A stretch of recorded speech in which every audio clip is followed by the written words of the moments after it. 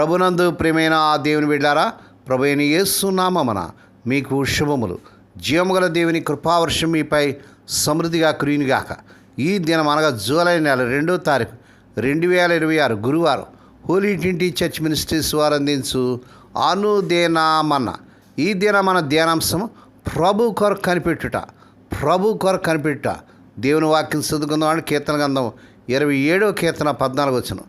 యెహోవా కొరకు కనిపెట్టుకుని ఉండుము, ధైర్యం తెచ్చుకొని నీ హృదయం నిబ్బరంగా ఉంచుకొనుము. యెహోవా కొరకు కనిపెట్టుకుని ఉండు. దేవుడు తన పరిశుద్ధ వాక్యమును దీవించునుగాక. దేని బిడ్డారు, మీరంతా ఎలా ఉన్నారండి? మీ ఆరోగ్యాలు ఎలా ఉన్నాయి? మీ కుటుంబంలో అందరూ బాగున్నారు? మీకోసం ప్రతిదినం కూడా భారంతో ప్రార్థన చేస్తున్నాం. మీకు ఏదైనా ప్రార్థన అవసరం ఉన్నట్లయితే దయచేసి మాకు తెలియజేయండి. మీకోసం మేము ప్రార్థన చేయగలం. దేని బిడ్డారు, దేవుని వాక్యంలో మనం చూసినట్లయితే ఈ యొక్క కీర్తన గ్రంథం 27వ కీర్తన 14 వచనం చదువుకున్నాం. ఈ కీర్తన దావీదు సతువులు, భయము, ఒంటరితనం మధ్యలో రాశాడు. కీర్తన మొదట్లో యెహోవా కొరకు, యెహోవా నాకు వెలుగు, రక్షణ, నేను ఎవరికి భయపడదని ధైర్యంగా మొదలుపెట్టాడు. కానీ మధ్యలో నన్ను విడిచిపెట్టకమని బాధతో ప్రార్థించాడు. చివరికి 14 వచనంలో తన హృదయానికి తానే బాధ చేసుకుంటున్నాడు. భయానికి విరుగుడు, తొందరపాటుతనం కాదు, కనిపెట్టడం అని తెలుసుకున్నాడు. దేవునికి స్తోత్రం కలుగును గాక. కనిపెట్టుకొని ఉండాలి. అవును, యెహోవా కొరకే కనిపెట్టుకొని ఉండాలి. ఆయన కొరకే కనిపెట్టుకోవడం ఏమి ఆత్మవ్యర్థం కాదు. తన కొరకు కనిపెట్టుకునే ఆత్మను ఆయన ఎన్నడూనూ ఎప్పుడు కూడా నిరాశపరిచే, గురి చేసే దేవుడు కాదు. కనిపెడుతూ ఉండగా ధైర్యం తెచ్చుకో. గొప్ప విడుదల కోసం ఆశతో ఎదురుచూడు దేవుని బిడ్డ. విడుదల కలిగినప్పుడు దేవుని స్తుతించి కీర్తించడానికి సిద్ధంగా ఉండు. దేవుని బిడ్డ, నువ్వు ఎవరి కోసం కనిపెడుతున్నావు? మనుషుల కోసం కనిపెడుతున్నావా? పరిస్థితుల వైపు చూస్తున్నావా? ప్రభు కోసం కనిపెట్టము. దేవుని స్తోత్రం. ఆయన కోసం కనిపెట్టే బిడ్డలను ప్రియ ప్రభు ఎన్నడూ కూడా సిగ్గుపరిచే దేవుడు కాదు. ఇక్కడ యెహోవా కొరకు కనిపెట్టడం అనేటువంటిది 2 సార్లు ఈ భాగంలో రాయబడింది. హిబ్రూలో కనిపెట్టుట అనే మాట రాయబడింది కాబా. దీని అర్థం ఖాళీగా కూర్చోవడం కాదు. కాబా అంటే దారాలను కలిపి పేని బలమైన తాడు చేయడం లాంటిది అనమాట. దారాలను కలిపి పేని బలమైన తాడు చేయడం లాంటిది. దేవుని కొరకు కనిపెట్టడం అంటే ఆయనపై ఆశతో ఎదురు చూడటం, నీ నిరీక్షణను ఆయనతో కట్టివేయడం, ఆయన సమయాన్ని నమ్మడం, తొందరపడి ముందుకు వెళ్లకుండా లేదా విసిగిపోయి వదిలివేయకుండా ఉండడం. దావీదు 2 సార్లు చెప్తున్నాడు. ఎందుకంటే మనం త్వరగా మర్చిపోతూ ఉంటాం. కష్టం వస్తే వెంటనే ఏదో ఒకటి చేయాలనిపిస్తుంది. కానీ దేవుడు మొదట నన్ను నమ్ము అని అంటున్నాడు. దేవుని బిడ్డ, ప్రభుని నమ్ముతున్నావా? నా ప్రభు నా పట్ల కార్యం చేస్తాడు, అద్భుతం చేస్తాడు. ఈ నెలలో అద్భుతం చేస్తాడనేటువంటి ఒక ఆశ్చర్యకారం ప్రియ ప్రభు చేస్తాడని ఆయన కోసం కనిపెడుతున్నావా? నిన్ను సంతోషపరిచే వాక్య భాగం మన ధ్యాన భాగంలో మన మధ్యన ఉంది. అది ఇంగ్లీష్ బైబిల్ ప్రకారం ఇలా ఉంటుంది. You shall strengthen దైన్ heart. ఆయన నీ హృదయాన్ని నిబ్బరంగా ఉంచును. నీకు ఎక్కడ సహాయం అవసరమో అక్కడ ఈ వాగ్దాన క్షణాల్లో ప్రతి క్షణం ప్రత్యక్షమవుతుంటుంది. హృదయం కానీ బాగుంటే మిగతా శరీర భాగాలని బాగా పనిచేస్తాయి. హృదయానికి ఎప్పుడు ప్రశాంతత, సంతోషం కావాలి. హృదయం నిబ్బరంగా ఉంటే ఈ 2 దానికి వస్తాయి. శక్తితో నింపడిన హృదయం విశ్రాంతిగా ఉంటుంది, ఆనందంగా ఉంటుంది. అది శరీరం అంతటికి శక్తిని సరఫరా చేస్తుంది. దేవునికి స్తోత్రం కలిగిన కాక. ఇక్కడ 2వదిగా అంటాడు, ధైర్యం తెచ్చుకొనుము, నీ హృదయం స్థిరపరచుకుంటాడు. ఇది నీ సొంత బలంతో చేయమని కాదు, కనిపెట్టడంతో ముడిపడి ఉంటుంది. దేవుని బిడ్డ, ధైర్యం తెచ్చుకొనుము. ఒత్తిడికి కుప్పకూలిపోకుండా స్థిరంగా నిలబడి దేవుని బిడ్డ హృదయాన్ని స్థిరపరచుకో. భయం నీ గుండెని ఖాళీ చేయనీయకు. గుండె నిబ్బరంగా ఉంచుకో దేవుని బిడ్డ. ఎలాగా అంటే యెషయా గ్రంథం 40:31 యెహోవా కొరకు కనిపెట్టువారు నూతన బలం పొందుతారు. బలం కనిపెట్టడం వస్తుంది. నీకు బలం ఉంది కాబట్టి కనిపెట్టడం కాదు, కనిపెడితే బలం వస్తుంది. దేవుని స్తోత్రం. హృదయం అనే జీవధారల కొండలో శక్తిని పోయడానికి దేవుడు తప్ప ఎవరు ముందుకు రాలేరు. దాన్ని సృష్టించిన వాడే దాని శక్తితో, నిబ్బరంతో నింపగలవాడు.